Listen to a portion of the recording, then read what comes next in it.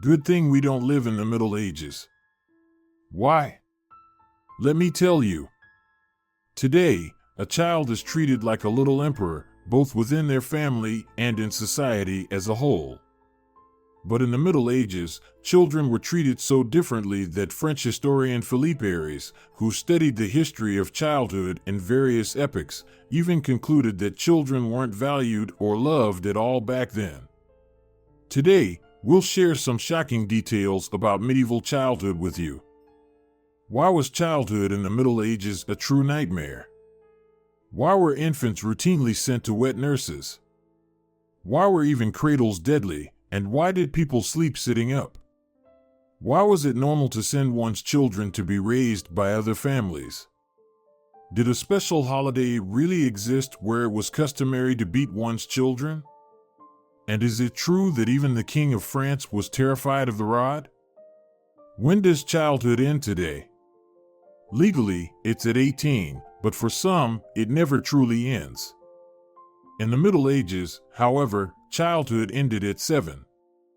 At that age, a surviving child was already considered a little adult, expected to work.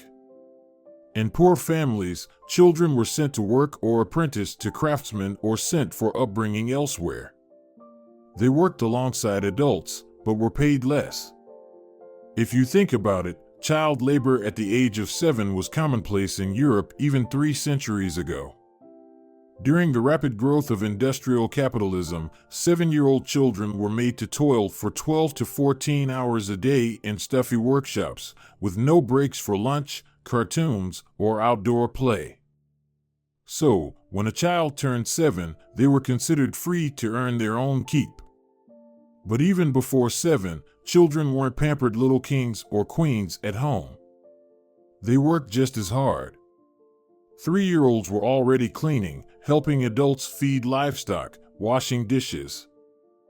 5-year-olds were replacing adults, looking after younger siblings, and working in the fields alongside adults.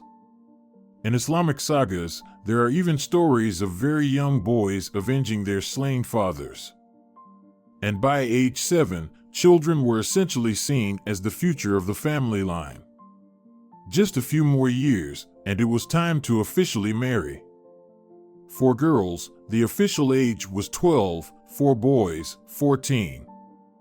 However, noble girls could be married off as young as 7, though consummation might not occur until later. It was truly a horror. Children deprived of childhood.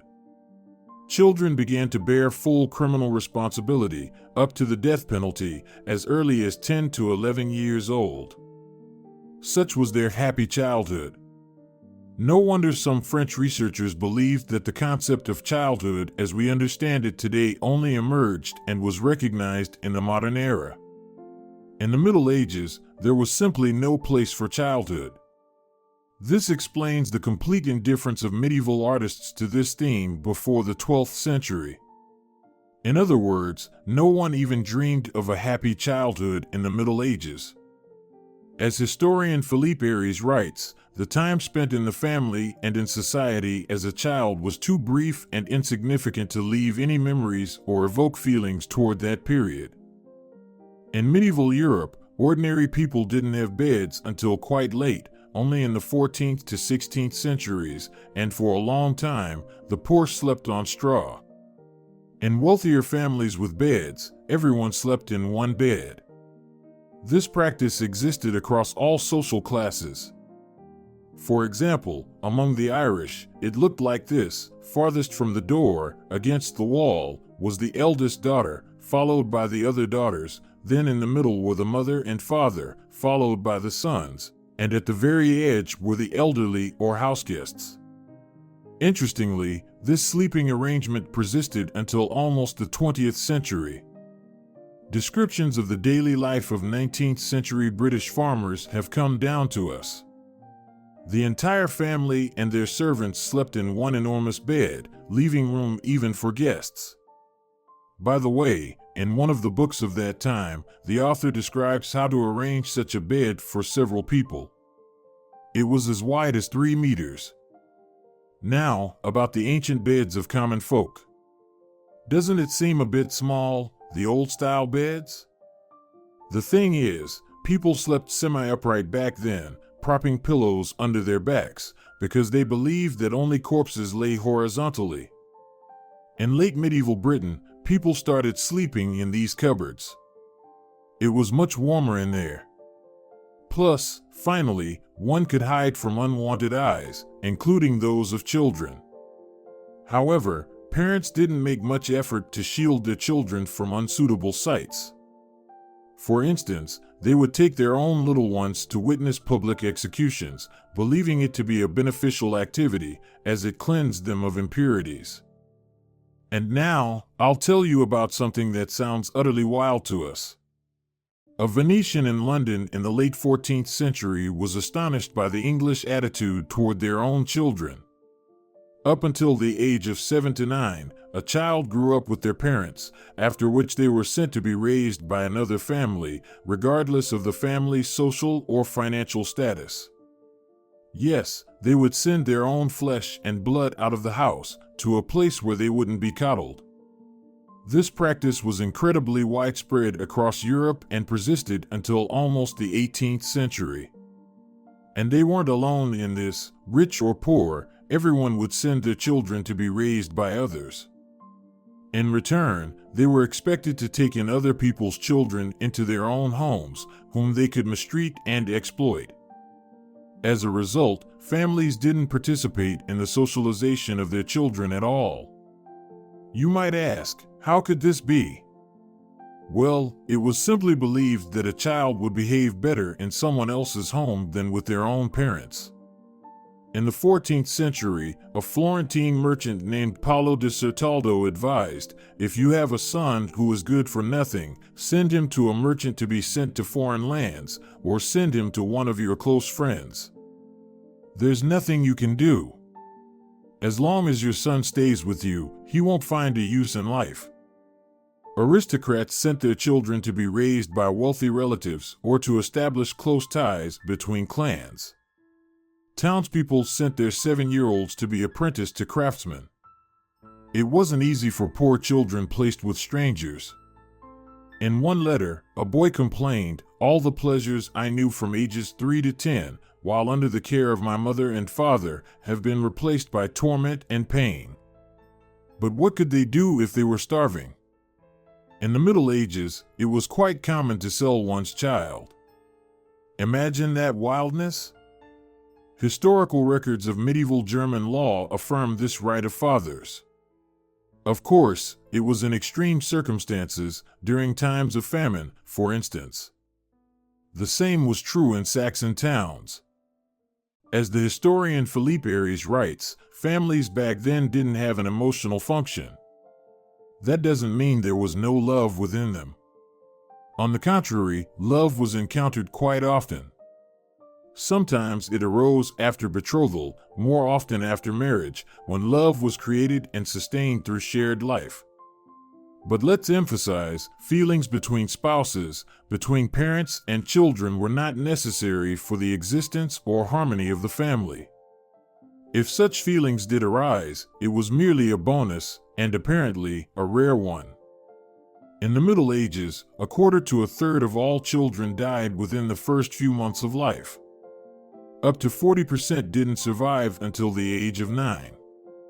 Researchers believe that this harshness towards young children stemmed from this high mortality rate. People couldn't become too attached to someone they could easily lose. This explains the words of the famous Michel de Montaigne, "I lost 2 or 3 in infancy. Not that I don't grieve for them, but I don't lament." Philippe Aries writes, someone might mourn, but the general rule was not to pay too much attention to it, as soon enough, another would take their place. In a sense, the child remained anonymous. Historians and demographers acknowledge the long-standing indifference towards one's own children. In medieval family diaries, mentions of children and their deaths are extremely rare.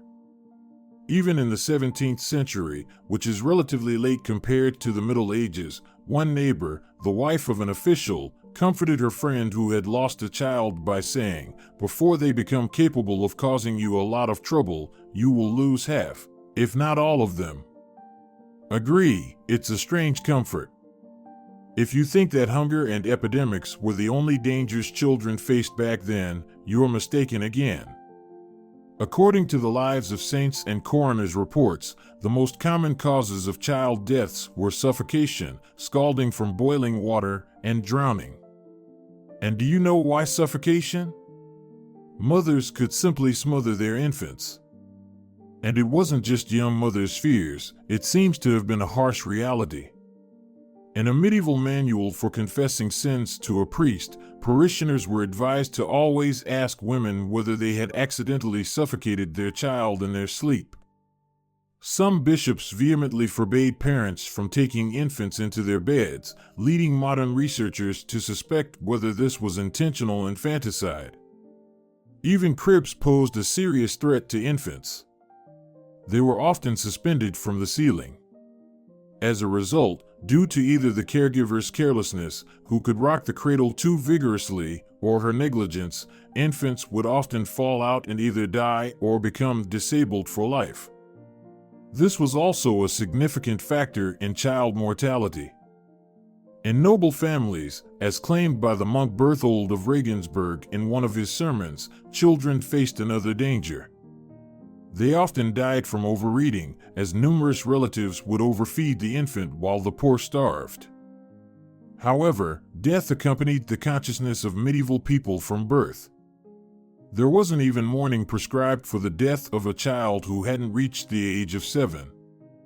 This familiar admiration and obsession with children by mothers, according to researchers, only emerged during the Renaissance, manifested in portraits of women with infants, which became popular during this period. Moreover, medieval childhood was characterized by complete paralysis. Poor infants were tightly swaddled, like mummies. Famous medieval doctors claimed that otherwise, the child would develop improperly. Unwrapping the infants was strictly recommended only 3 to 4 times a day, no more, to wipe with a cloth for hygiene and tightly swaddle them back into a cocoon. Yes, you heard it right, wipe. I quote, "If the baby's bottom is very dirty, you can wash it by wiping it with a sponge or linen cloth moistened with a small amount of water and wine," writes Jacques Guillot in 1612 in the treatise Happy Births. Hence the high mortality rate. Often children died before they reached a year old. Dr. Aldobrandini of Siena in 1254, in the treatise Bodily Manual, recommended before wrapping the child to cover them with rose petals and rub them with salt. For in that case, the child would acquire any shape like wax. Such tight swaddling with salt was simply necessary for future beauty. It was believed that an experienced nurse, by tightening the swaddle, literally made the child handsome. It was also believed that if a child wasn't swaddled tightly enough, their organs would freely move inside the body since they hadn't yet properly fixed, and they could end up in the wrong places. And to top it off, poor infants who couldn't even move were fitted with special caps with small boards that pressed their ears tightly to their heads.